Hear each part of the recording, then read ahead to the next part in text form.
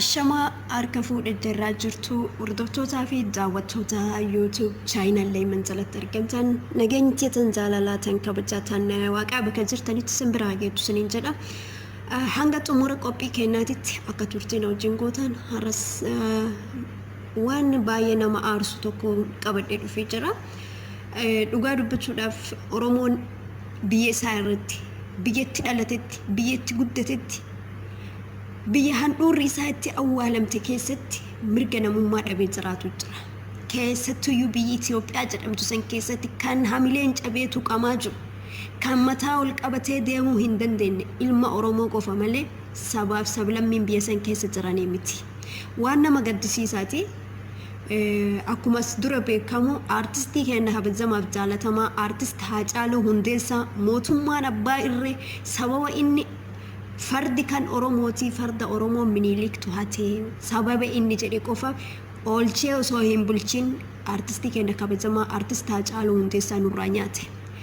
Gocha ofii isaatiif dalagee gocha ofii isaatiif badii raawwate Abiyyi Ahmed gama hayyoota Oromooti deebisee shiraaf daba hedduu xaxee akka Oromoon mataa waggaa dhibbaa gabrummaa waggaa dhibbaa 50 sanjala hamma xiqqoolee taatu ifatti baay'isan ammallee ifasan dukkanatti deebi'uut shira hedduu xaxee hayyoota Oromoo kabajamuuf jaalatamoo kan akka Jawaar Mohammad, Baqqalaa Garbaa, Hamzaa Booranaa hayyoota eenyu maqaa isaanii yaamnee hin fidne mana hidhaa jiran har'a jechuudha.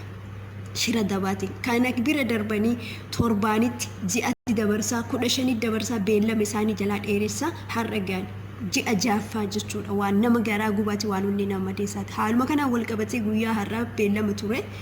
Akkuma beekamu torbee hundaayyuu beellama isaanii dhedheeressuu jalaa turani. Guyyaa har'aa torban darbe dura galmeen irraa haa qabeet galmeen shira sabaa sun amma takkas taatu irraa bu'ee qulqullaa illee hin jenne beellamni afoo kanatti qabamee ture guyyaa har'aa kanatti jechuudha. Akkuma isin beektan namni kamuu fuula feesbuukii kennaa irratti uffata bifa keelloo qeerroon ta'e biyya keessa jirtu Masarat Dibaabaa wabii fi yeroon tolas qeerroo hedduu haydar hedduun isaanii uffata keelloo uffatanii Oromummaa isaaniitiif quuqama isaaniitiif hayyoota isaanii cinaa dhaabbatanii hayyoonni ta'e akkana mana hidhaa jiran nutis isaan fakkaachuu qabna. Hayyoonni ta'e karaa seera qabeessan yakka hin qabani haqaan hidhamaniiti nuuf hiikaa dabaan hidhamaniiti jedhanii hayyoota ofii fakkaatanii nutis biyya alaa kan jirru akkuma isin argitan isaan fakkaannee sagalee dhageessisaa jirra. Sagaleen keenya immoo rabshaa kaasuu osoo hin taane badii uumuu osoo hin taane nageenyaan haqateennaaf dhaabbannee haqa keenya falmatu jira.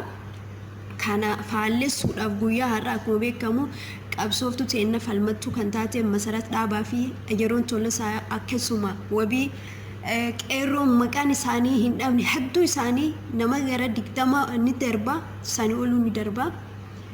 Mana 70 akkasuma jechaan dhageenye jirra qulqulleeffannaa gisi deemnu qeerroon kun hundi har'aa hidhamanii jiran mana hidhaa keessatti jechuudha. Sababni hidhamaniif hayyootuma teennaa sagalee ta'anii eenyummaa ofiitiif dubbatanii Oromoo waan ta'an qofaaf sabboonummaa waan qofa ta'an qofaaf hidhaman malee yakka hojjetanii badii takka hojjetaniiti miti.